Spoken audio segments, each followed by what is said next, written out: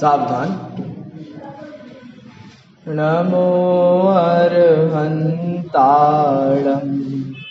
नमो सिद्धाणं नमो आयर्याणं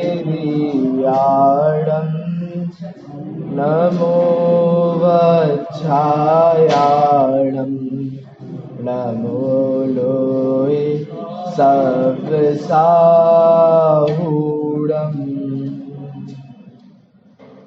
एष सुरासुरमणुसिन्ध वन्देदं धोदघायिकं ममलं प्रणमामि वर्धमानं तीर्थं धम्मस्य कतारम्। से पुण्यतीर्थयरे ससव्य सिद्धे विशुद्ध सद्भावे समणेयणान दंसण चरित तव वीरयारे ते सव्ये समगम समगम पत्तेगमेव पत्तेगम वन्दामि अवट्टन्ते अर्हन्ते मानुषे खेते किच्चार्हन्ताणं सिद्धाणं तहनमो गणहराणम् अज्झावैवगाणं साहूणं चैव सवेसिं तेसिं विशुद्धदंसण प्राणपहाणासमं समासेच उपसंपयामि सम्मम् जत्थो निर्वाण संपत्ति।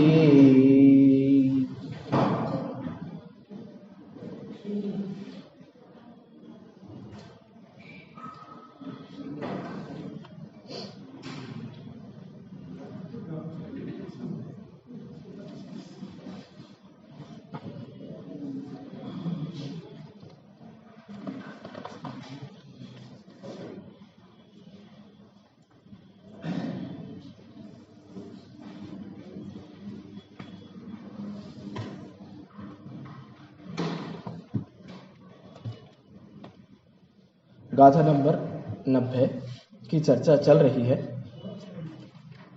इस गाथा में हम जो चर्चा कर रहे हैं वो कई दिनों से उस एक ही बात की चर्चा है कि कैसे द्रव्य गुण पर्याय को जानना है। द्रव्य गुण पर्याय की विशेष चर्चा यहाँ क्यों है? क्योंकि गाथा नंबर 80 जब हमने पढ़ी थी वहां हमने ये देखा था कि यदि आपको अपनी आत्मा से मोह को हटाना है, यदि आपको अपनी आत्मा से पापों को हटाना है, यदि आपको सम्यक दर्शन की प्राप्ति करना है तो क्या करना है? आपको द्रव्य गुण पर्याय से अरहंतों को जानना है। अब द्रव्य गुण पर्याय से अरहंतों को जानना मात्र नहीं है, उसके बाद अपनी आत्मा को भी वैसे ही द्रव्य गुण पर्यायों से जानना है। तो ये सारी चर्चा द्रव्य गुण पर्याय के इर्द गिर्द ही बहुत दिनों से चल रही है। अब ज्यादा दिन ये चर्चा नहीं चलेगी क्योंकि अधिकार समाप्त होने वाला है। 2 गाथाएं मात्र बची हैं इस अधिकार की। 90 नंबर की गाथा आज हम पूर्ण करेंगे, फिर 91 और 92। तो हमने 90 गाथा की में ही पढ़ा था कि ये किसकी गाथा है? ये उपसंहार की गाथा है। तो मतलब अब अधिकार धीरे धीरे आचार्य देव खत्म कर रहे हैं। देखिए, अब जो हम 90 गाथा में चर्चा कर रहे हैं, 90 नंबर की गाथा में, उसमें जो विशेष एक चर्चा आ रही थी वो आ रही थी द्रव्य मतलब आत्म द्रव्य और पर द्रव्य को जानना। अब आत्म द्रव्य और पर द्रव्य को जानना माने क्या? गुणों के आधार से आत्मा को और पर द्रव्यों को जानना। कैसे गुण? यहाँ गुण माने क्या था?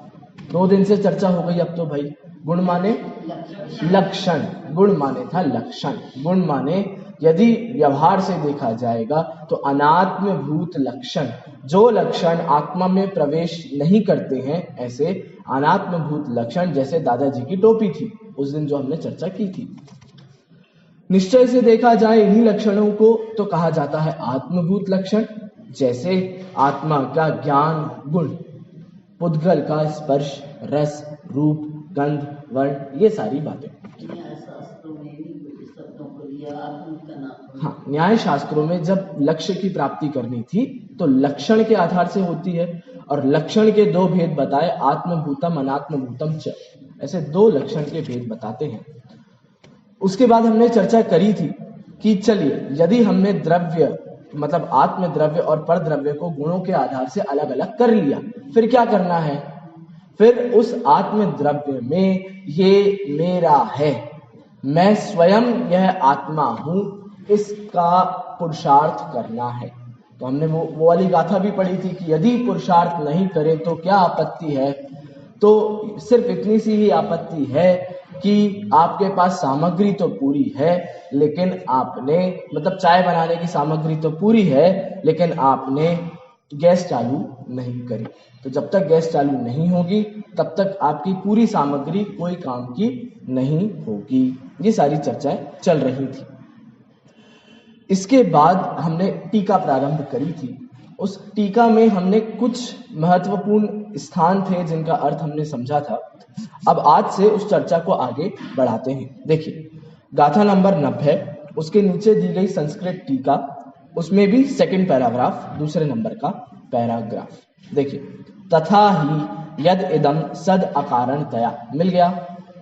चलिए, टीका में अगले प्रश्न है 90 की टीका संस्कृत। तथा ही मतलब अब इसी बात का विस्तार करते हैं। किस बात का? जिस बात की चर्चा अभी हम इतने दिनों से कर रहे थे कि कैसे मात्र विशेष गुणों के आधार से आप द्रव्यों में विभाजन कर सकते हैं।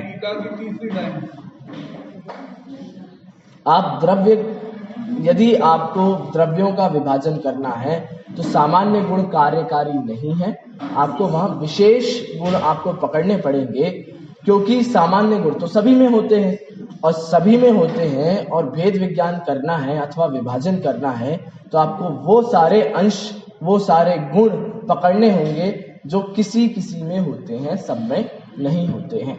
तो ये चर्चा भी हमने कल टीका के माध्यम से की थी। अब आज इसी चर्चा को आगे बढ़ाते हैं। देखिए, यद इदम सत अकारणतया स्वतः सिद्धम अंतर बहिर्मुख प्रकाश शालितया स्वपर परिच्छेदकम मदीयम मम नाम चैतन्यम अहम अनेन तेन समान जातीय असमान जातीयम वा द्रव्यम अन्यत अपाय मम आत्मनि एव वर्तमानेन आत्मीयम आत्मानम सकल त्रिकाल कलित द्रव्यम द्रव्यम जानामि। तो हमने कल इससे क्या देखा था भैया? ध्रुव द्रव्य को जानना है। अंतिम 3 शब्द है ना, द्रव्यम द्रव्यम जानामि, ध्रुव द्रव्य को जानता हूं। तो चर्चा किसकी चलने वाली है? एकमात्र ध्रुव तत्व की चर्चा चलने वाली है। कौन से होते हैं ध्रुव तत्व भाई? जीव, पुद्गल, धर्म, अधर्म, आकाश काल में से ध्रुव द्रव्य कौन सा होता है? 6 होते हैं। जीव मात्र ध्रुव है क्या? नहीं है। पुद्गल भी ध्रुव है, धर्म, अधर्म, आकाश काल, उनकी भी ही उतनी ही ध्रुवता है जितनी जीव द्रव्य की ध्रुवता है। लेकिन जो यहाँ प्रकरण है, मैंने आपको पहले भी बोला था कि पहले पैराग्राफ में तो जीव द्रव्य की मुख्यता से है, बाद के 1-2 जो पैराग्राफ आएंगे उसमें बाकी 5 को आचार्य देव लिखेंगे और कहेंगे कि ऐसा स्वरूप आपका नहीं है। देखिए, सत अकारणतया, इसकी भी चर्चा कल हमने बहुत विस्तार से करी थी कि कैसे प्रत्येक द्रव्य का जो अस्तित्व है वो अकारण होता है यदि उसको कारण दे दिया गया। भाई, पिताजी का अस्तित्व उनके पिताजी से है, यदि मैंने ऐसा कारण दिया तो क्या होगा? यदि पिताजी के पिताजी नहीं होंगे तो मेरे पिताजी भी नहीं होंगे। तो जब भी आप किसी भी चीज का कारण बना देते हो तो वह ध्रुव नहीं रहता है, वो हमेशा नहीं रहता है। जैसे ये एक उदाहरण दिया मैंने आपको, और भी आप देख सकते हो। जैसे अब आप कह लीजिए पूड़ी बनानी है, और पूड़ी बनाने के लिए कारण क्या है? गेहूं है, आटा है। तो जैसे जब तक गेहूं या आटा नहीं रहेगा तब तक पूड़ी नहीं बन सकती। तो पूड़ी की सत्ता के लिए कारण हमने किसको माना? आटे को। तो आटे की सत्ता की सिद्धि करनी पड़ेगी। ऐसे ही यदि हम किसी भी द्रव्य के अस्तित्व की सिद्धि किसी दूसरे द्रव्य के अस्तित्व से करने लगे तो क्या दिक्कत आएगी?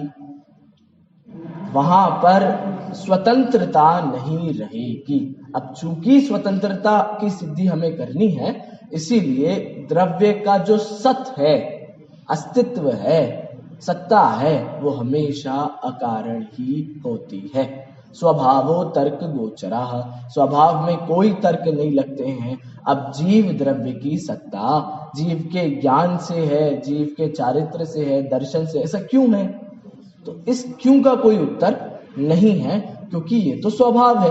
अब स्वभाव होने के कारण इसमें कोई तर्क नहीं लगेंगे। स्वभाव होने के कारण इसमें किसी का आधार या आश्रय नहीं होगा। ये इसकी सत्ता स्वयं सिद्ध है। तो इसलिए अगला शब्द क्या लिखते हैं?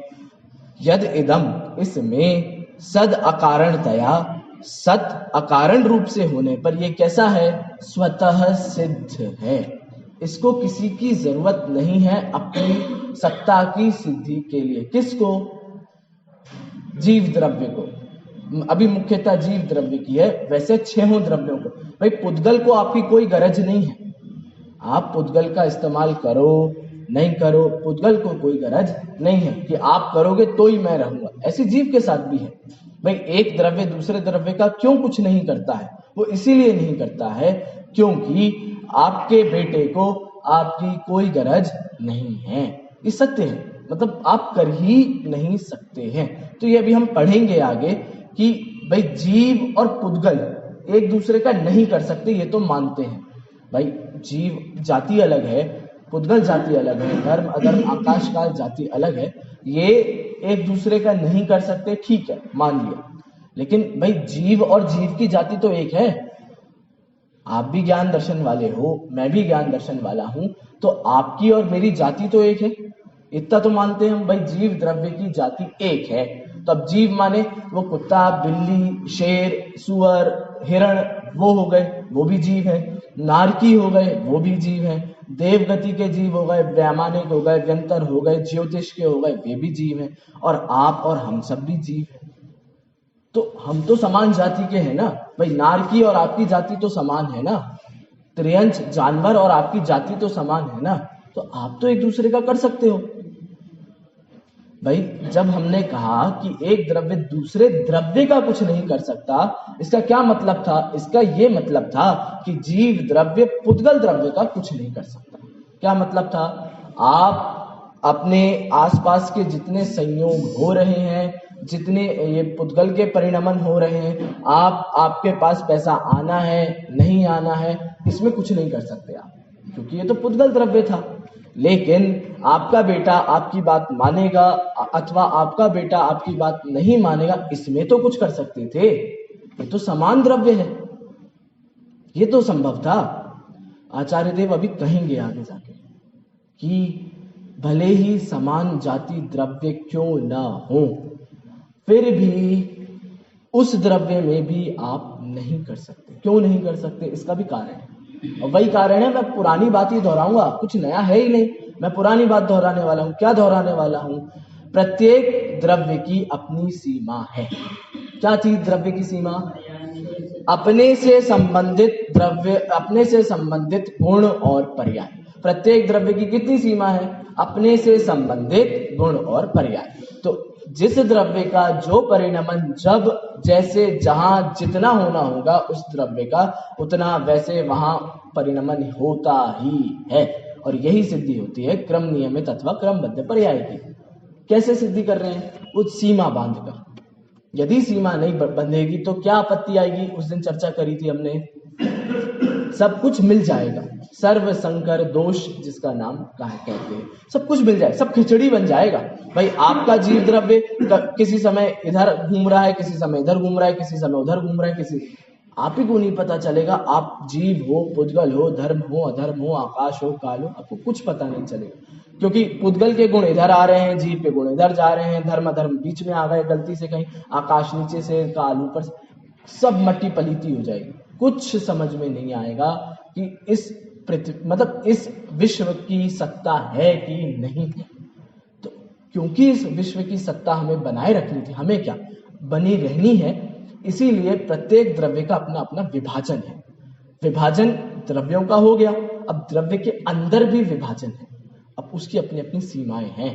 तो जब जब सीमाएं रहेंगी तब तब आपकी सारी व्यवस्थाएं बहुत अच्छे से चलेंगी। जिस दिन सीमाएं टूटी उस दिन सारी व्यवस्थाएं खराब हो जाएंगी। समझ में आया? तो द्रव्य की अपनी क्या सीमा थी, उससे संबंधित गुण और पर्याय। तो जिस द्रव्य का जैसा परिणमन होना होगा ना, वो अपने द्रव्य से ही संबंधित होगा। इसलिए भी कहा जाता है इस दुनिया में कोई भी आश्चर्यजनक वस्तु है ही नहीं। क्यों नहीं है आश्चर्यजनक वस्तु कोई भी? या एक और प्रकरण बहुत अच्छा आप सबके सामने मैं बताता हूँ। अकाल मरण जैसी चीज तो कोई होती ही नहीं है। क्यों नहीं होती है? इन सब का कारण है द्रव्य गुण पर्याय की सीमा। कैसे भाई? अब अकाल मरण माने क्या था? छोटा सा बच्चा रोड पर खेल रहा था, अभी उम्र ही क्या थी, गाड़ी आके कुचल गई, कैसे मर गया वो? तो ये असमय में मरण हो गया। भाई 10-12 साल की उम्र थोड़ी ना होती है मरने की, मतलब जनरली एवरेज देखा जाता है तो ये 70-80 साल जो भी होती है एवरेज लाइफ स्पैन, तो वो होती है। अब ये 10 साल का बच्चा था, छोटा सा खेल रहा था, मर गया, क्या कहेंगे? अकारण मर गया, अथवा अकाल में मर गया, अथवा असमय में चला गया। अभी उम्र ही क्या थी। सारी बातें करते हैं कि नहीं करते हैं? करते हैं। हमें बड़ा आश्चर्य भी होता है इस चीज में, अरे कैसे मर गया ये और वो। क्यों होता है? बहुत सरल है, द्रव्य गुण पर्याय की सीमा नहीं बांधी थी, इसीलिए आश्चर्य हो रहा था। जैसे यदि हमें ये विचार आता कि उस द्रव्य का उतने समय में वैसा ही परिणमन होना था, तो वो जो परिणमन हुआ वो किसका हुआ? उस द्रव्य का हुआ। अपनी सीमा में रहकर हुआ कि नहीं हुआ? अपनी सीमा में ही रहकर हुआ है, इसलिए आश्चर्य क्या करना। इसीलिए मुनिराजों के वीतरागता होती है। क्या होता है ये वीतरागता? कैसी होती है वीतरागता? अरहंत देव की वीतरागता कैसी होती है? देखी कभी आपने? नहीं देखी। कैसी? ऐसी होती है। उन्हें इस बात का श्रद्धान है कि जिस द्रव्य का जैसा परिणमन होना है वैसा ही होगा। अब ये जैसा और वैसा क्या है? अब जिस द्रव्य का जो उसकी सीमाएं हैं उसी सीमा में रहकर परिणमन होगा। यही है वीतरागता का कारण। अब वीतरागता कैसे उत्पन्न होती है? इतना मात्र जान लेने से कि इस द्रव्य का इस समय पर ऐसा ही परिणमन होना था, मेरे अनुसार नहीं होना था, इसीलिए साम्य भाव आता है। तो ये ग्रंथ के आरंभ में 5वें नंबर की गाथा थी ना, 5वें-6 नंबर की, कि हमें यदि निर्वाण की संपत्ति को प्राप्त करना है तो क्या करना पड़ेगा? साम्य भाव को धारण करना पड़ेगा। कैसे आता है ये साम्य भाव? ऐसे आता है कि यदि आपको यह श्रद्धान हो गया, यदि आप ये मानने लग गए कि जिस द्रव्य का जो परिणमन जैसा होना है वो अपनी सीमा में ही होना है, सीमा के बाहर नहीं जाएगा, तो आप निश्चिंत हो जाओगे। फिर आप अपने बच्चे को खुला छोड़ दोगे कि जा बेटा तेरे को जहां खेलना है वैसे खेल। तो आपको नहीं, कभी कभी आपको ऐसा लगता होगा कि जो वीतरागी होते हैं, जो मुनिराज होते हैं, अथवा जो आप सोच लीजिए जिनके अंतर में शुद्धोपयोग वीतरागता कहीं ना कहीं प्रकट हो रही है, उनका स्वभाव, उनकी हरकतें, मतलब क्रियाएं बड़ी चित्र विचित्र लगती हैं आपको। अरे ऐसे कैसे तप कर लेते हैं इतना खड़े खड़े खड़े खड़े। मतलब वास्तव में इतने सारे तपों की चर्चा की गई है, व्रतों की चर्चा, नियमों, त्यागों की चर्चा की गई है पुराणों में। हरिवंश पुराण में लगभग 60 से 70 पेज उसमें सिर्फ व्रतों की चर्चा की गई है। कैसे अटपटे से व्रत होते हैं, आपने सुने भी होंगे, वो सिंह निष्क्रीडित व्रत होते हैं, और अब रत्नमाला के व्रत, बहुत तमाम व्रत होते हैं, उसमें क्या होता है भाई 100 दिन तो उपवास कर रहे हैं और एक समय कुछ ग्रास भोजन ले रहे हैं, फिर 100 दिनों तक उपवास कर रहे हैं। ऐसे कैसे कर रहे हैं? अटपटी, ये आपको नॉर्मल क्रियाएं नहीं लगती हैं, इसलिए वो सब अपन को एबनॉर्मल लगता है। एबनॉर्मल मतलब हटके लगता है। कैसे कर लेते होंगे, कैसे करते? उनको सिर्फ इतना सा पता है इस द्रव्य का इस समय ऐसा परिणमन होना है, तो ये अपनी सीमा में ही होगा, सीमा को कभी पार नहीं करेगा। जिस दिन सीमा को पार कर लिया उस दिन ये विश्व में नहीं रहेगा। जो 6 द्रव्यों का समूह विश्व पढ़ते थे ना हम, ये विश्व बचेगा ही नहीं। तो इसीलिए उन्हें इतनी आप कह लो साम्यता आ जाती है, उन्हें इतनी वीतरागता प्रकट, उन्हें पता है कि इससे ज्यादा क्या होगा, इससे ज्यादा मतलब द्रव्य की सीमा से बाहर क्या होगा, क्या ही हो जाएगा, कुछ नहीं हो सकता, इसलिए वो सब निश्चिंत रहते हैं। तो ये सारी चर्चा कहाँ से आई? ये सारी चर्चा आई कि द्रव्य की सत्ता स्वतः सिद्ध है, अकारण से है। यदि कारण ढूंढने गए और कारण मिल गया, वैसे मिलेगा नहीं, और कदाचित किसी को कारण मिल गया, माने द्रव्य की सत्ता स्वतः सिद्ध नहीं हुई, उस कारण से सिद्ध हुई। कारण जिस दिन खत्म होगा उस दिन द्रव्य भी खत्म हो जाएगा। लेकिन क्या द्रव्य का कभी नाश हुआ है? आज तक नहीं हुआ। क्या कभी अनंत काल में होगा? नहीं होगा। क्यों नहीं होगा? क्योंकि स्वतः सिद्ध है। समझ में आया? देखिए, स्वतः सिद्धम अंतर बहिर्मुख प्रकाश शालितया। अब ये वाली चर्चा भी कल हमने बहुत अच्छे से करी थी। भाई क्या होता है अंतर और बहिर्मुख, अंतर्मुख बहिर्मुख? इसमें प्रत्येक द्रव्य के 2 कार्य होते हैं। प्रत्येक द्रव्य का, जीव द्रव्य ले लीजिए, पुद्गल धर्म अधर्म, सारे ही द्रव्य, इनके 2 तरीके से कार्य होते हैं, फंक्शनिंग 2 तरीके से। कैसी है?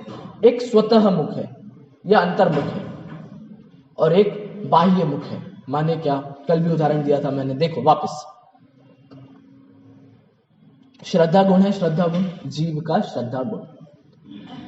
श्रद्धा गुण की यदि आप बाहर में अभिव्यक्ति देखोगे तो आपको क्या दिखेगा कि ये जो व्यक्ति है ये रोज देव शास्त्र गुरु को ही पूजता है, ये कुदेव को गुरु को शास्त्र के पास नहीं जाता है। पहली अभिव्यक्ति हो गई। और कैसी अभिव्यक्ति हो सकती है? निशंकित, निकांक्षित, निर्विचिकित्सा, अमूढ़ दृष्टि, वात्सल्य, स्थितिकरण प्रभा, ये सारी चीजें आपको दिखती हैं बाहर। कितना अच्छा है, कितना करुणा है इसके अंदर, कितना ये लोगों के प्रति मतलब धार्मिक जीवों के प्रति कितना वात्सल्य है इसके अंदर। तो ये बहिर्मुख प्रकाश है किसका? श्रद्धा गुण का। श्रद्धा गुण की अभिव्यक्ति जितनी आपको बाह्य में दिख रही है वो सब क्या हो गया? बहिर्मुख प्रकाश। और श्रद्धा गुण की अंतरंग अभिव्यक्ति देखो अब आप, ये इसका छायोपशमिक सम्यक दर्शन है, औपशमिक सम्यक दर्शन है, अथवा छायिक सम्यक दर्शन है। कितने कितने अंशों में यह सम्यक दर्शन की प्राप्ति हुई है, श्रद्धा कैसी पलटी है। तो ये सारी बातें, ये क्या हो गई? अंतर्मुख प्रकाश है। किसी भी गुण का अंतरंग और बहिरंग दोनों प्रकाश होते हैं। ऐसे ज्ञान गुण देखो आप, अंतरंग में क्या होता है भैया? मति ज्ञान है, श्रुत ज्ञान है, अवधि ज्ञान, मन पर्याय, केवल ज्ञान है। और बाह्य में क्या दिखता है? 8 अंग दिखते हैं, और उसके बाद ये ज्ञानवान है, इसको इतनी समझ है, इतने शास्त्रों का ज्ञान है, ये चीजें समझ लेता है, पकड़ लेता है, ये ज्ञान की अभिव्यक्ति है। ऐसी चारित्र की होती है। बाह्य में व्रत धारण करता है, अणुव्रत धारण करता है, महाव्रत धारण करता है, 28 मूल गुणों का पालन करता है। और अंतरंग में क्या है? चारित्रगत शुद्धोपयोग है, स्थिरता है, कितनी वीतरागता पर। तो हर गुण के 2 काम हैं, बाह्य में भी दिखता है और अंतरंग में भी दिखता है। तो हमें हमेशा दोनों गुणों के आधार से विचार करना होगा, मतलब दोनों अभिव्यक्तियों के आधार से विचार करना होगा। देखिए, गुणों का सब का विचार हो सकता है। जीव के ज्ञान गुण है, हाँ, इसलिए जितने भी गुण हैं उनके 2 काम हो सकते हैं, स्वयं और कार्य। बिल्कुल, सारे ही गुण, और सिर्फ जीव के नहीं, ये पुद्गल के भी होते हैं। ये देखिए, क्योंकि हमारे पास ज्ञान गुण है ना, तो हमको ये चीजें समझ आती हैं। अब पुद्गल के पास ज्ञान गुण नहीं है, लेकिन अभिव्यक्ति तो है ना। जैसे थाली में डब्बे में पड़ी पड़ी रोटी सड़ गई। अब रोटी का जो सड़ना आपको बाहर दिख रहा है, उसका ही अंतरंग में स्पर्श गुण का जो परिणमन है वो अंतरंग में भी हो रहा है। तो प्रत्येक गुण के प्रत्येक द्रव्य के प्रत्येक गुण के दो अभिव्यक्तियां होती हैं। अब अंतरंग से भी पलटता है और बाहर में भी हमको वो चीजें दिखती हैं। अब चूंकि जीव के पास ज्ञान गुण था, इसलिए इसने दिमाग लगाना शुरू कर दिया, इसलिए इसको सारी चीज पकड़ में आने लगी। पुद्गल को नहीं समझ में आएगा उसका क्या परिणामन कैसा हो रहा है, क्योंकि ज्ञान गुण नहीं है। हमको आ सकता है लेकिन पुद्गल का परिणामन समझ में। इसलिए छहों द्रव्यों का अंतर और पर, मतलब अंदर भी है और बाहर भी है परिणमन। तो अंतर बहिर्मुख प्रकाशशालीतया, प्रकाश होकर क्या होता है। अब देखो, स्वपर परिच्छेदकम मदीयम मम नाम चैतन्यम अहम। जैसे जिस समय आपको यह पता चल जाएगा कि ज्ञान गुण अथवा श्रद्धा चारित्र गुणधारी मैं, मेरा अंतरंग और बहिरंग अभिव्यक्ति होती है ऐसा मैं, देखो फिर क्या होगा, स्वपर परिच्छेदकम, आप स्व और पर में परिच्छेदक मतलब भेद कर लोगे, आपको ज्ञान हो जाएगा स्व और पर का। फिर क्या होगा, मदीयम मम नाम चैतन्यम अहम, फिर आपको ऐसी अनुभूति होगी कि यह जो है वह मैं चैतन्य हूं। ऐसी अनुभूति होगी, कब होगी, जब आपको आपके गुणों की खबर होगी तब होगी। आपको आपके गुण ही नहीं पता होंगे, आप पुद्गल के गुणों को अपना गुण मान के बैठोगे, तब तक आपको ये कॉन्फिडेंस नहीं आएगा। जैसा आचार्य देव यहाँ लिख रहे हैं, चैतन्यम अहम, मैं चैतन्य हूं। ये कब आएगा, जब आपको स्व और पर में परिच्छेदक बना हो जाएगा, भेद विज्ञान हो जाएगा। स्व ये मैं हूं, पर ये मैं नहीं हूं। तो मेरे द्रव्य गुण पर्याय मेरे हैं, पर द्रव्य के गुण पर्याय मेरे नहीं हैं। ऐसे देखो, फिर क्या है, चैतन्यम अहम अनेन तेन समान जातीय असमान जातीयम वा द्रव्यम अन्यत अपाह्य मम आत्मनि एव। अब देखो क्या कह रहे हैं आचार्य देव, दो शब्द नए आपके लिए जान पहचान के हैं, लेकिन फिर भी देखिए, अब जैसे आपको ज्ञान हो जाएगा ना कि ये मैं हूं और ये मैं नहीं, मतलब पर मैं नहीं हूं और मैं, मेरा द्रव्य गुण पर्याय है, तो क्या होता है उसमें, उसके द्वारा समान जातीय हो या असमान जातीय हो ऐसा द्रव्य, समान जातीय द्रव्य या असमान जातीय द्रव्य। तो जो अभी चर्चा बीच में हमने थोड़ी देर पहले करी कि मैं पुद्गल का तो कुछ नहीं कर सकता, क्या मैं अन्य द्रव्यों का, मतलब अन्य जीव द्रव्यों का कर सकता हूं। तो आचार्य देव लिख रहे हैं, समान जाति हो अथवा असमान जाति हो। असमान जाति मतलब आपकी जाति से अलग। आपकी जाति कौन सी जाति है, जीव जाति है। तो जीव जाति से अलग पुद्गल, धर्म, अधर्म, आकाश और काल। तो समान जातीय हो अथवा असमान जाति। तो आचार्य लिख रहे हैं, देख लो आप सभी, समान जातीय लिख रहे हैं, मैं मन से नहीं कह रहा हूं, लिख रहे हैं कि आप अपने जीव द्रव्य के अलावा सारे जितने द्रव्य हैं उनको क्या करना है। देखो, समान जातीय हो या असमान जातीय हो, द्रव्यम अन्यत अपहाय, ऐसे द्रव्यों को अन्य द्रव्य जानकर अपहाय छोड़ दो। उन द्रव्यों से अब आपका कोई काम नहीं है।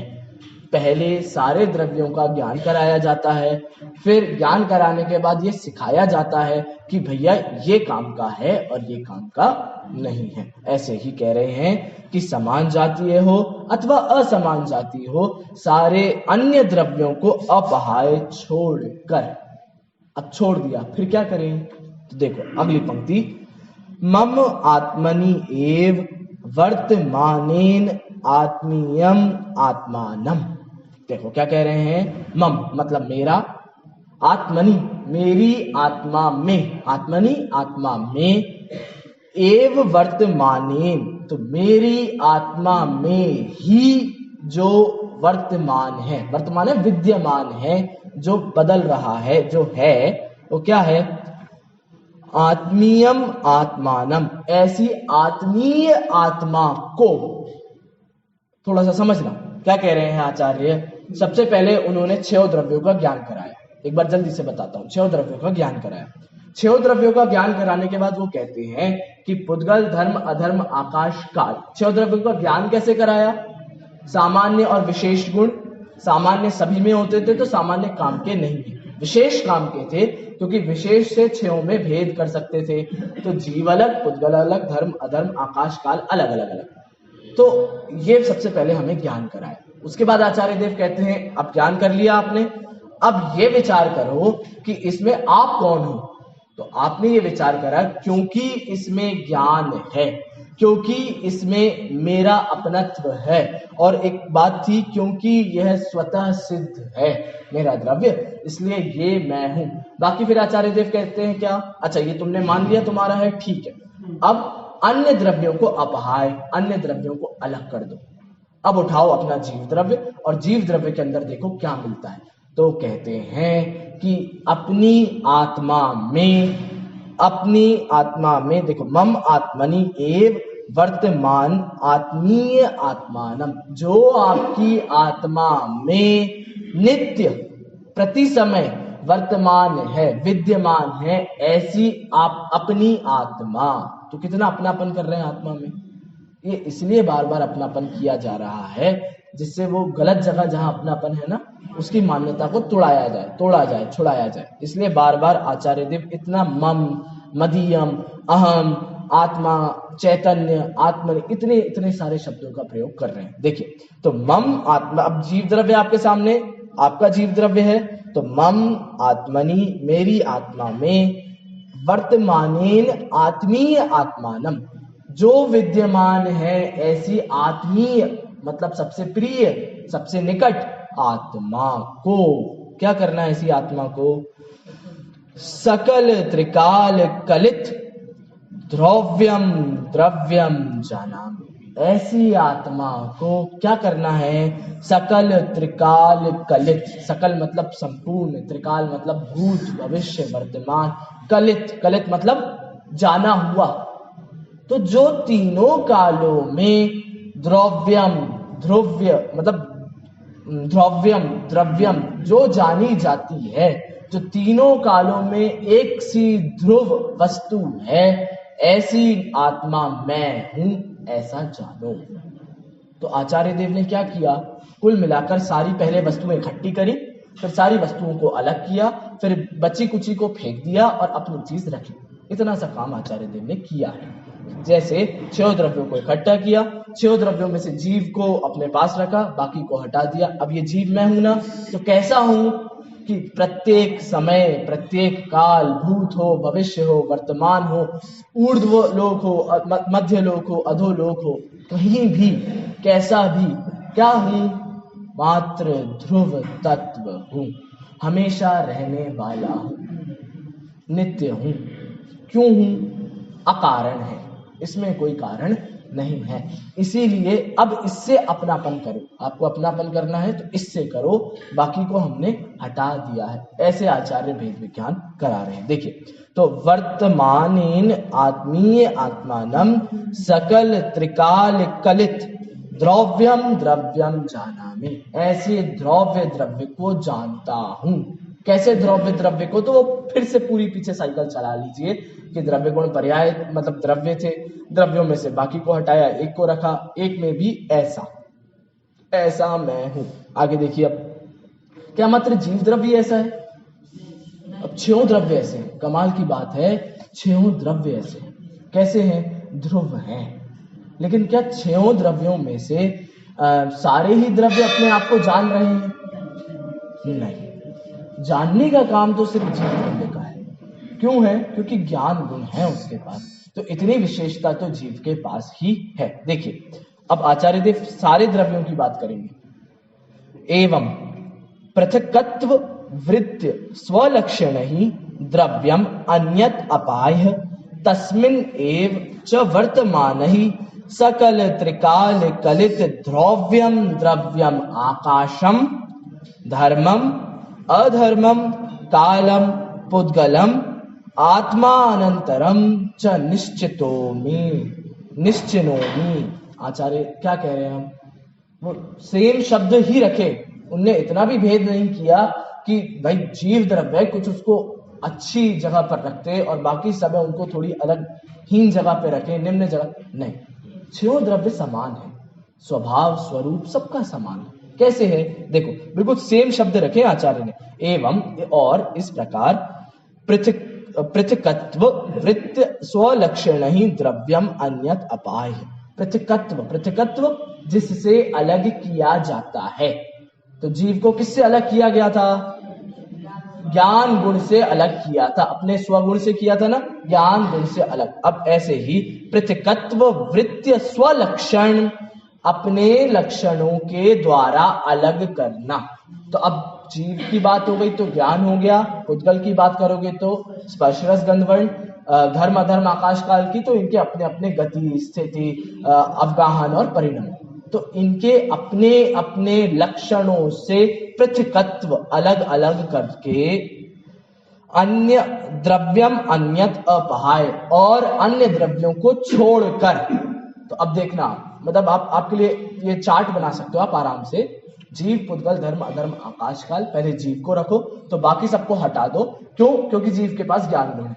अब पुद्गल को रखो, बाकी सबको हटा दो, बाकी सबको मतलब जीव को भी हटा दो, धर्म अधर्म आकाश काल को भी हटा दो। और पुद्गल के पास क्यों हटा दो? क्योंकि इसके पास स्पर्श रस रूप गंध वर्ण है। फिर धर्म द्रव्य को रखो, बाकियों को हटा दो, फिर अधर्म को रखो, बाकियों को हटा दो, आकाश को काल को भी ऐसे ही करना है। क्यों करना है? आचार्य देव कह रहे हैं, क्या कह रहे हैं? पृथकत्व वृत्त स्वलक्षण ही, अपने अपने लक्षणों के द्वारा जिससे अलग अलग कर सकें, अन्य द्रव्यम अन्यत अपहाय, और बाकी अन्य द्रव्यों को छोड़कर। मतलब जब पुद्गल को फोकस करोगे तो बाकी सब छोड़ दो, धर्म अधर्म आकाश काल को करोगे तो बाकी सब छोड़ दो, जीव को करोगे तो बाकी सब छोड़ दो। तस्मिन एव, उसमें ही, वर्तमान ही, वर्तने वाली, विद्यमान, ऊपर भी था ना कि अपनी आत्मा में ही जो विद्यमान है, ऐसी आत्मीय आत्मा, ऐसी प्रिय आत्मा। अब आचार्य देव क्या कह रहे हैं? पुद्गल धर्म अधर्म आकाश काल में वर्तमान में विद्यमान ऐसे सकल त्रिकाल कलित द्रव्यम द्रव्यम, ऐसा सकल त्रिकाल, अब तीनों कालों में आप पुद्गल का जैसा स्वभाव अभी है वैसा तीनों कालों में मिलेगा, धर्म का भी अधर्म का भी आकाश का भी और काल का। जाना हुआ, तो तीनों कालों में जाना हुआ द्रव्यम, जैसा ध्रुव तत्व जीव है वैसे ही ध्रुव, देखो क्या लिख रहे हैं, आकाशम धर्मम अधर्मम कालम पुद्गलम, ऐसे ही सारे द्रव्य कैसे हैं? जैसा जीव द्रव्य की ध्रुवता है वैसे ही छहों द्रव्यों की, बचे हुए पांचों द्रव्यों की ध्रुवता है। उनकी ध्रुवता और मेरी ध्रुवता में कोई फर्क नहीं है।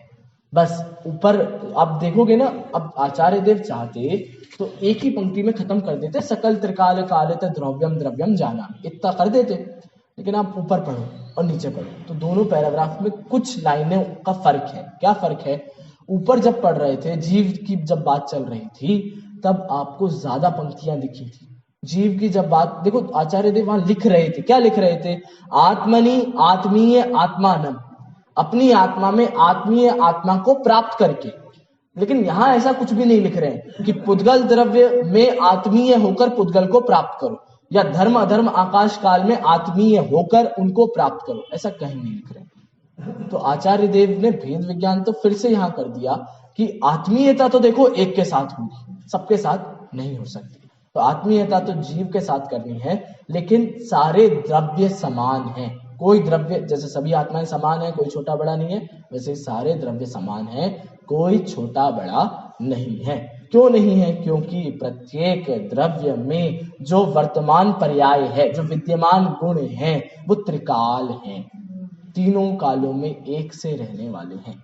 तो इसलिए कोई द्रव्य बड़ा कोई द्रव्य छोटा ऐसा नहीं है। लेकिन फिर भी आत्मीयता किसमें होगी? जीव द्रव्य लिखा है ना, क्योंकि आत्मीयता जीव के साथ ही लिखी है। आप ढूंढ के बताओ और कहीं लिखी है क्या आत्मीयता? नहीं लिखी। एक पंक्ति में 6 द्रव्यों को निपटा दिया, बाकी के 5 को निपटा दिया, लेकिन 3 से 4 पंक्तियों का प्रयोग कर रहे हैं जीव के लिए। क्यों? आत्मीयता, प्रेम है ना जीव के प्रति, तो जिसके प्रति प्रेम होता है उसके प्रति ज्यादा ऐसा लगता है कि आप ज्यादा लिख दो, ज्यादा बोलो, ज्यादा बताओ, ज्यादा सब करो। तो इसीलिए आचार्य देव ने 3 से 4 पंक्ति। अब जिसके लिए कोई काम ही नहीं है, ठीक है, पुद्गल धर्माधर्म आकाश काल अपने अपने द्रव्य ध्रुव में रहते हैं, जो है सो है, हमें क्या करना, हमें तो द्रव्य से, जीव द्रव्य से आत्मीयता करनी थी, इसलिए इतना विस्तार किया। देखो इस प्रकार, अच्छा ये हो गया आकाशम धर्मम अधर्मम कालम पुद्गलम। अंतिम एक पद भी काम का है, क्या है, आत्मा अनंतरम। आत्मा अनंतरम माने, आत्मा अनंतरम माने जो बात आई थी ना, ये तो असमान जाति हो गए सारे, जीव पुद्गल धर्म अधर्म आकाश और काल, ये असमान जाति है, इनकी जाति एक नहीं है, अलग अलग जाति के, लेकिन जीव और जीव की जाति तो एक थी। आचार्य देव ने वो भी अलग कर दी है। आत्मा अनंतरम, आपकी आत्मा के अलावा अन्य किसी की आत्मा भी आपके लिए आत्मीय नहीं है, इसलिए यहां लिख दिया कि आत्मा अनंतरम। तो अन्य आत्माओं को आचार्य देव किसकी कोटि में रख रहे हैं, किसकी श्रेणी में रख रहे हैं, ये बचे हुए 5 द्रव्यों के साथ रख दिया उनने। अन्य आत्माएं जितनी भी है पुद्गल धर्म, ऐसा एक जगह आया भी है, जब आपको वहां भी भेद विज्ञान का ही प्रकरण है, और वहां कहते हैं मेरा जीव द्रव्य इसको छोड़कर बाकी जितना भी संसार में है सब पुद्गल, सब जड़ है। तो प्रश्न किया गया कि और भी तो जीव दिखाई देते हैं, क्या वो भी जड़ हो गए? वो कहते हैं हाँ हो गए। क्यों हो गए?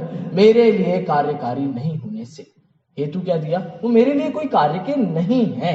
तो जैसे पुद्गल द्रव्य मेरे लिए कोई कार्य का नहीं है, वैसे अन्य आत्माएं भी मेरे लिए कोई कार्य की नहीं है। इसलिए सबको उन्होंने एक ही श्रेणी में रख दिया कि इन द्रव्यों में होता होगा जो परिणामन इनके अनुसार इनकी सीमा में होगा, हमें कोई इससे मतलब नहीं है। मतलब तो आत्मीयता किसमें है? एकमात्र मेरे जीव द्रव्य में आत्मीयता है।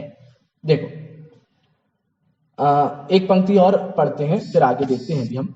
ततो न अहम आकाशम, इसीलिए मैं नहीं हूं। क्या क्या नहीं हूं? अब देखो आप, न अहम आकाशम, मैं आकाश नहीं हूं, न धर्मो, मैं धर्म नहीं हूं, न अधर्मो, मैं अधर्म नहीं हूं, न च कालो, और मैं काल भी नहीं हूं, न पुद्गलः, मैं पुद्गल भी नहीं हूं, ना आत्मा अनंतरम, मैं अन्य आत्मा भी नहीं हूं। ये देखो ऐसे ऐसे ऐसे शब्द निकलते हैं जब भेद विज्ञान हो जाता है। अभी हमारी हिम्मत नहीं पड़ेगी हमको इतना सब बोलने की। क्यों नहीं पड़ेगी? क्योंकि अभी हमें सबसे रिश्ते चलाने, हमारी आदत है, हमें सबसे संबंध बना के रखना है, अपने द्रव्य से संबंध नहीं बनाना है। तो इसलिए ये शब्द अभी हम बोल ही नहीं पाए। इतना कॉन्फिडेंस, इतना उत्साह हम में नहीं आ पाएगा। जैसे आचार्य एक एक द्रव्य का नाम चाहते लिख देते भाई, और द्रव्यों से भिन्न नहीं, प्रत्येक द्रव्य को उन्होंने अलग किया है। मैं धर्म भी नहीं हूं, अधर्म भी नहीं हूं, आकाश भी नहीं हूं, काल भी नहीं हूं, और अन्य जितने भी पुद्गल हैं वो भी नहीं हूं, और आत्माएं जो रह गई वो भी मैं नहीं हूं। हाँ देखिए, इसके बाद एक सुंदर सा उदाहरण देकर बात को समाप्त कर रहे हैं। यतः अमीषु एक अपवरक प्रबोधितान एक दीप प्रकाशेषु इव संभूय अवस्थितेषु अपि मच्चैतन्यम स्वरूपात् अप्रच्युतम एव माम पृथग वगमयति। क्या कह रहे हैं आचार्य देव? एक उदाहरण दे रहे हैं। जैसे खत्म करते हैं, इतना सा प्रकरण है आज, खत्म करते हैं, कल से नई गाथा हम शुरू करेंगे। आचार्य देव क्या कह रहे हैं? बहुत सरल सा उदाहरण है। जैसे एक कमरा है और एक कमरे में 100 दीपक जल रहे हैं। कितने? 100 जल रहे हैं, मतलब बहुत सारी मात्रा में दीपक जल रहे हैं। तो हमको क्या लगता है, हम कभी कभी ऐसा सोचते हैं, अरे एक दीपक उठा के ले जाओ तो क्या फर्क पड़ जाएगा, है ना? ऐसा लगता है। अब 100 दीपक जल रहे हैं, एक नहीं जलेगा तो क्या फर्क पड़ता है? तो ठीक है, ऐसे ही किसी ने सोचा और एक दीपक उठाकर ले गया। अब उसके सोचने जैसे 100 और लोग आ गए। भाई एक दीपक मैं भी उठा लूं तो क्या फर्क पड़ जाएगा? तो 99 हुए थे, अब 98 हो गए, फिर 97, फिर 96, ऐसे एक एक करके कम होते गए। तो क्या उस कमरे में उतनी रोशनी कम होगी कि नहीं होगी? भाई एक दीपक जितनी रोशनी कर रहा था, अब वो दीपक उठाकर ले जाया गया तो उस दीपक की रोशनी तो कम हो गई ना, उस कमरे से फर्क पड़ गया ना। भले ही एक दीपक का पड़ा हो, आपको समझ में ना आ रहा हो, लेकिन फर्क पड़ता है। ये कब समझ में आएगा? जब एक एक करके सारे दीपक चले जाएंगे, तब आपको समझ में आने लगेगा अरे यहाँ तो अंधेरा हो गया। तो जैसे सारे दीपक एक साथ एक ही कमरे में प्रकाशित होते हैं और सबकी रोशनी का अपना अपना महत्व है, इस दीपक की रोशनी इस दीपक में नहीं जा रही है, मतलब, और इस दीपक को यदि मैं हटा दूं तो इस दीपक की रोशनी पर कोई फर्क नहीं पड़ेगा, वैसे ही द्रव्यों के साथ भी है। यही उदाहरण आचार्य देव दे रहे हैं दीपक का। वैसे ही द्रव्यों के साथ भी है कि एक क्षेत्र अवगाही होते हैं ये सारे द्रव्य। अब एक क्षेत्र में रहने वाले सारे द्रव्य, इसमें से एकाध द्रव्य उठा के ले जाओ, कोई फर्क पड़ेगा क्या? अपने अपने द्रव्य से फर्क पड़ता है। जैसे वो एक दीपक को उठा के ले गए तो उतनी रोशनी कम हो गई ना, वैसे ही इन 6 द्रव्यों में से एक द्रव्य को भी आप अपने पास ले गए ना तो ये द्रव्य ही नहीं बचेंगे, मतलब ले जाने की व्यवस्था ही नहीं है। पहली बात। दूसरी बात, कदाचित ले गए, आप अकेले में देख रहे हो उस दीपक को, तो क्या उस दीपक का प्रकाशमान पना है कि नहीं है? उसमें है। तो वो प्रकाशमान पना उन बाकी के 99 दीपक से आ रहा था क्या? नहीं आ रहा था, उसका खुद का प्रकाशमान पना था। ऐसे ही किसी द्रव्य को आपने अलग से देखा तो उस द्रव्य की गुण पर्याय, उस द्रव्य की सत्ता क्या अन्य द्रव्यों से थी? नहीं थी, उसकी सत्ता स्वयं से थी। तो आचार्य देव इतना ही समझा रहे हैं कि जैसे मिले हुए द्रव्यों में, एक दीपकों में एक एक दीपक का अपना अपना महत्व है, एक एक दीपक के प्रकाश का अपना अपना महत्व है, वैसे ही मिले हुए द्रव्यों में प्रत्येक द्रव्य का अपना अपना महत्व है।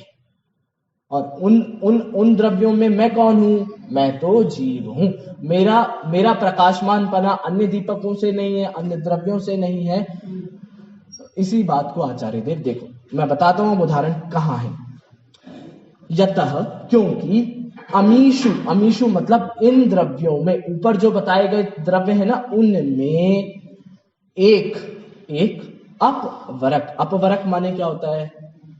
वैसे तो गर्भगृह होता है, गर्भगृह मतलब जहां भगवान विराजमान होते हैं वो गर्भगृह। तो वैसे तो वो होता है, लेकिन यहाँ कमरा लिया है, ने हिंदी जब उसका अर्थ किया तो उन्होंने कमरा लिखा। अपवरक माने कमरा, ठीक है। एक कमरे में प्रबोधित मतलब जलते हुए अनेक दीप प्रकाशेषु, अनेक दीपकों के प्रकाश में, संभूय मतलब मिले हुए, अवस्थितेषु मतलब स्थितों में, मतलब अनेक दीपकों के प्रकाश में मिले हुए, और अनेक दीपक एक साथ रखे हैं ना, इसलिए लिखा है संभूय, मिले हुए एक साथ रखे हुए दीपक। उसमें कैसा हूं मैं? मत चैतन्यम स्वरूपात अप्रच्युतमेव, मैं स्वरूप से अप्रच्युत रहता हूं। मैं अपने स्वरूप से कभी भी च्युत नहीं होता हूं। मैं अपने द्रव्य गुण पर्याय को कभी भी छोड़कर नहीं जाता हूं। जैसा वो दीपक अपने प्रकाश के अलावा अन्य प्रकाशों में नहीं जाता, वैसे ही मैं मेरे द्रव्य गुण पर्याय के अलावा अन्य द्रव्य गुण पर्यायों में नहीं जाता हूं। स्वरूपात स्वरूप से, अप्रच्युतम एव च्युत नहीं होता हुआ, माम पृथग अवगमयति, पृथगत अवगमयति मतलब मैं अपने आप को इन सब से पृथक जानता हूं। अपने स्वरूप से भिन्न नहीं होता हुआ अपने को इन सब से भिन्न जानता हूं।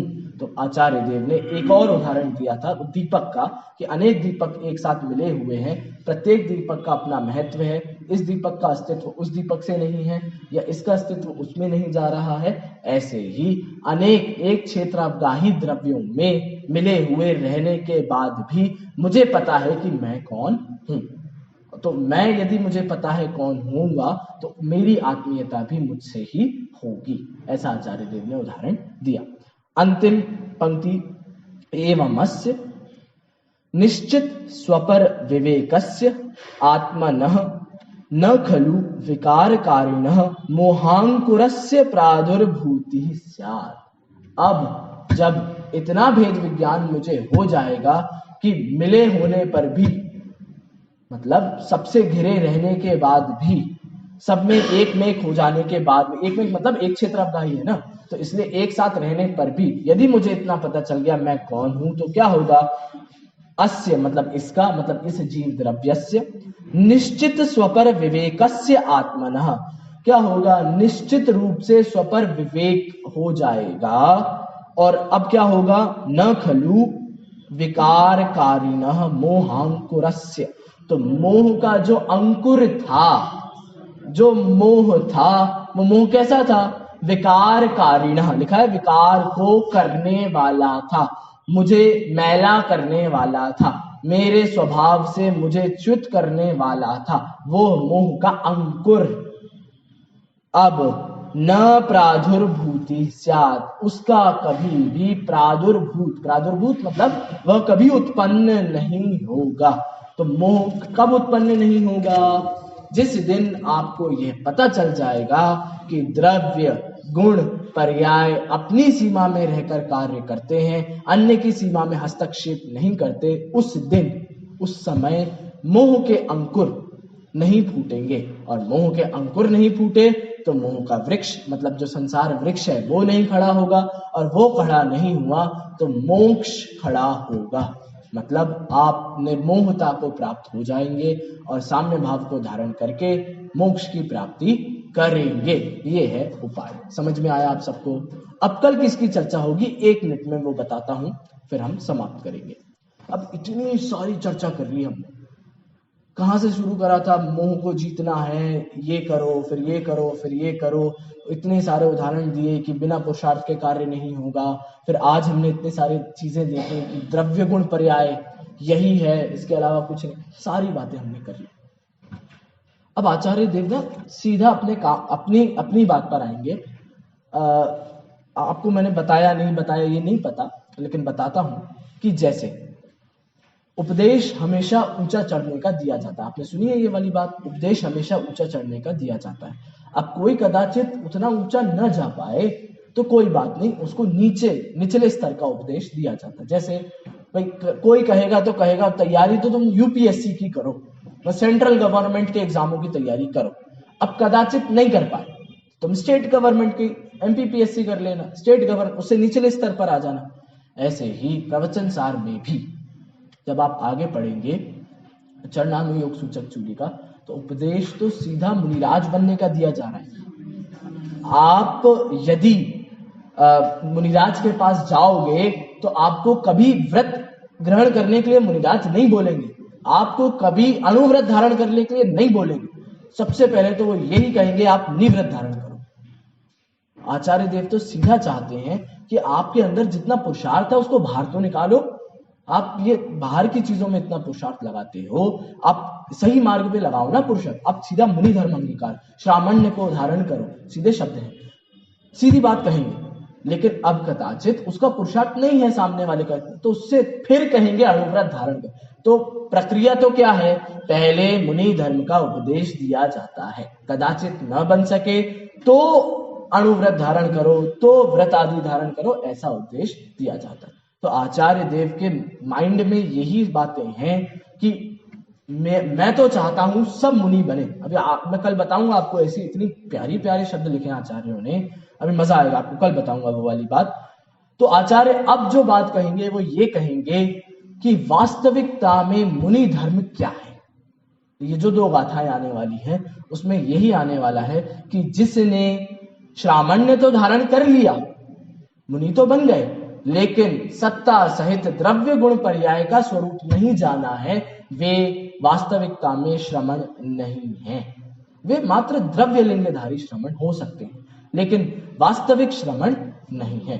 फिर अंतिम जो इस अधिकार की अंतिम गाथा है उसमें ये कहेंगे कि ये श्रमण तो चलते फिरते धर्म है। इतनी सुंदर बात आने वाली है, इसकी चर्चा हम कल करेंगे।